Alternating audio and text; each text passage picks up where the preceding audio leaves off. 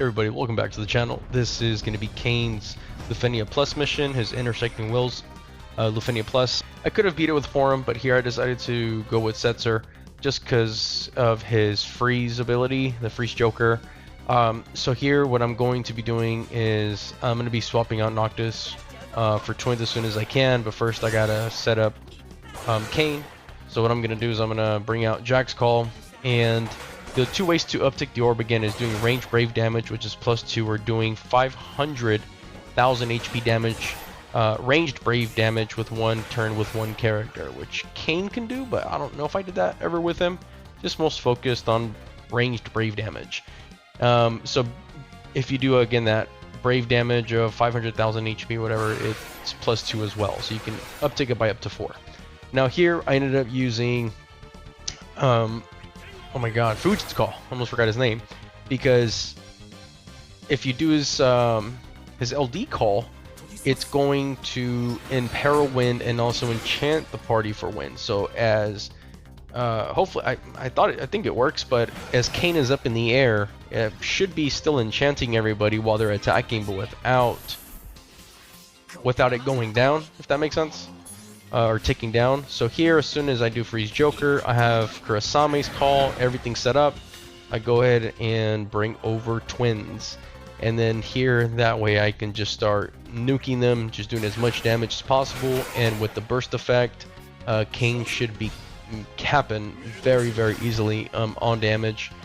So here I send him, once you do Kain's LD call, his HP call or HP attack turns into, I think, double jump, which just kind of puts him in the air, and then just there you go, makes him attack after anybody does anything, both I think yourself and the enemies. So he can definitely dish out a good amount of damage while he's up in the air, keep himself safe even from guaranteed hits.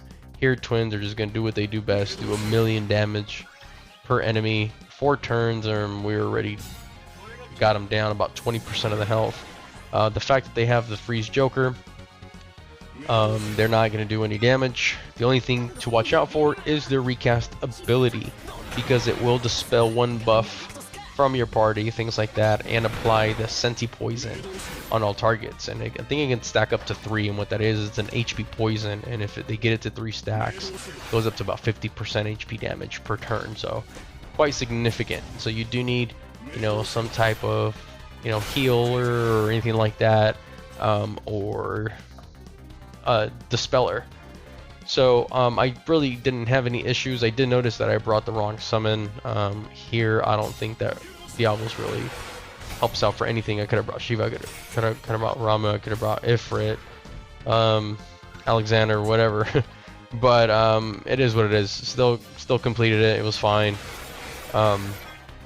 I think it was, at one point I think I thought that maybe with the whole HP poison at one point it would trigger it, but and then with that as well, I could, with Fuji's Call on Kain, I thought it was going to be able to enhance everybody's damage, which technically it can. I can't remember if it actually triggered on everybody or not, but that was the intention with Diablos, is using Fuji's Call on Kain and having the enemies trigger Diablos's blessing or whatever it's called, or if your HP drops below 80%, then you do 50% more elemental weakness damage, I believe. You get eye brave up and all that stuff. So here the biggest damage dealers obviously is twins. I use them a lot as friend units. I think it's like the #1 friend unit for me. They're always doing between 800 to like 1,000,000 damage. With just a few turns, they're already almost at 50%. Very hard hitting twins, and it allowed me to again use that older character Noctis that I think is really fun to play with. And so here, once he comes back, I need to set up the fixed dice again so that everybody has fixed dice. I really didn't need to use the fixed dice in the beginning as much, so here I think I should have probably like 3 fixed dice. Can't recall. I don't even think I just used 1 in the very beginning. So here, having my summon, the burst, and everything, I should be able to complete this no problem. So once I do the fixed dice, I send Kain up in the air, and then that way he can just be doing rainbow damage from the top like that. And then here, if you guys are new and are not familiar with Noctis, he hasn't been out in a while, but he's a turn manipulator. So here his LD, if you watch his turn, since I targeted A, it'll warp him right in front of A. If I target B, it'll warp him right in front of B if his turn is not before B's. But since right now it is, then it doesn't make a difference. So I'm going to keep targeting A. And on that LD call from Noctis, it gives everybody that ability for 2 turns. So like you'll see right here, Setzer, I target A, Setzer's turn gets moved right in front of A again. And so that happens for 2 turns. And then Noctis can do the same thing when his skills become plus. And the way that they become plus is by using them. You use them, they turn into plus, into the plus version, you use it, and it goes back to the non-plus version. You just keep doing that. His AA does turn his skills into the plus versions if you need to do the whole turn warping thing. Here Setzer will warp again. You'll see he's still in front of A, that's why I keep targeting A. And then Kain being in the air and doing range damage to both, that's what's making the orb tick up. And that's why I don't have a problem. Again, I brought more Noctis for fun. I think that you could replace Noctis obviously for anybody, even a bigger damage dealer. And as long as you have Kain up in the air, he's gonna make the orb always tick up. And so I know Kain has, by the way, when Kain is up in the air and you buff your characters, he doesn't get the buff or anything. While he's up in the air, he can't get debuffed and he can't get buffed, and he can't get hit. I think he even dodges the orb, if I'm not mistaken, the LUFENIA orb, if it goes off.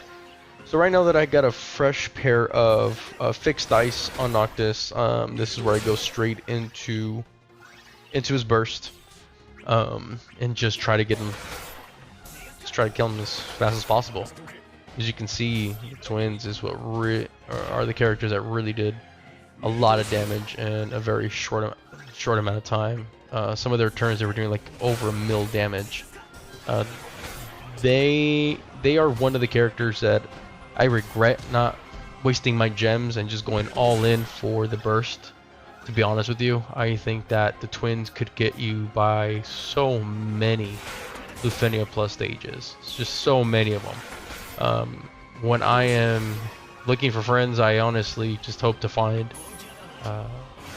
twins on there with burst plus and all maxed out, because you already know you're hitting 1 mil damage or so. So especially with Setzer, I feel in the party, I think that Setzer, twins, I think even Jack. I really regret also not getting Jack's BT. I think Jack, once I started using him and seeing videos, he's a really good damage dealer. Cloud of Darkness, things like that. But I still have the teams obviously to complete most, I think 99.9% of things. To this day, I still have not gone back to complete Dimensions N6 because I have not green Might Y'shtola yet. Still debating on that. So here is just continuously doing damage with everybody and utilizing Noctis's turn manipulation so that I can again just get them down. And I'm using or saving my summon, I feel like, when I kind of really need it.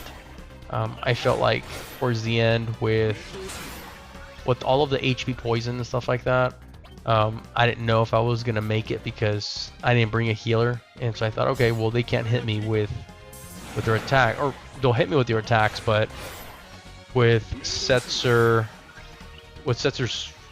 freeze Joker, they're not gonna do any damage.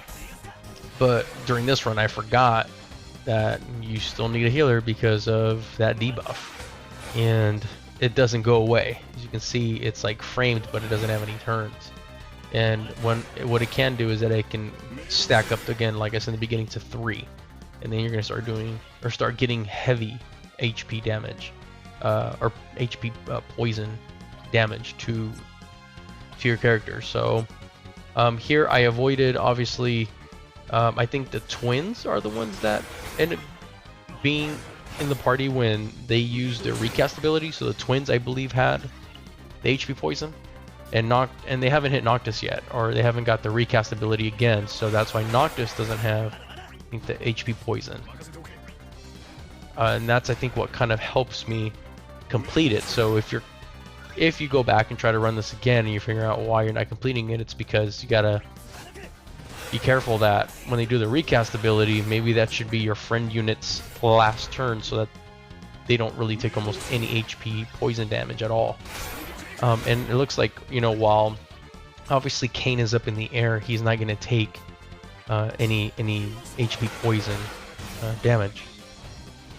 So that's another thing that helps me out as well, to not need a healer here, but obviously it wouldn't hurt even to have a healing call and maybe replace it with maybe even Fujin, I would think. I don't think Fujin was necessary here.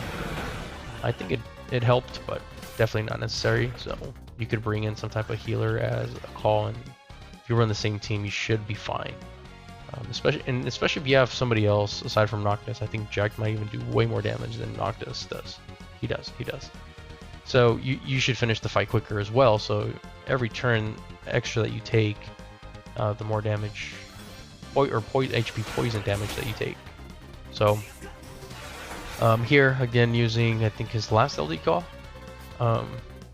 return manipulation, get my turn right in front of B again, and then uses EX, and since I'm targeting B, it's gonna warp his turn right in front of B again, and then after this, it's gonna be his last. So I'm gonna his last warp, because you only get 2 turns of that.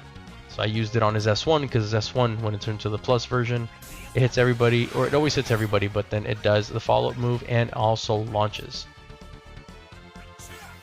There I should have used his S1, because then it makes the next enemy launchable as well. So that's something I should have done.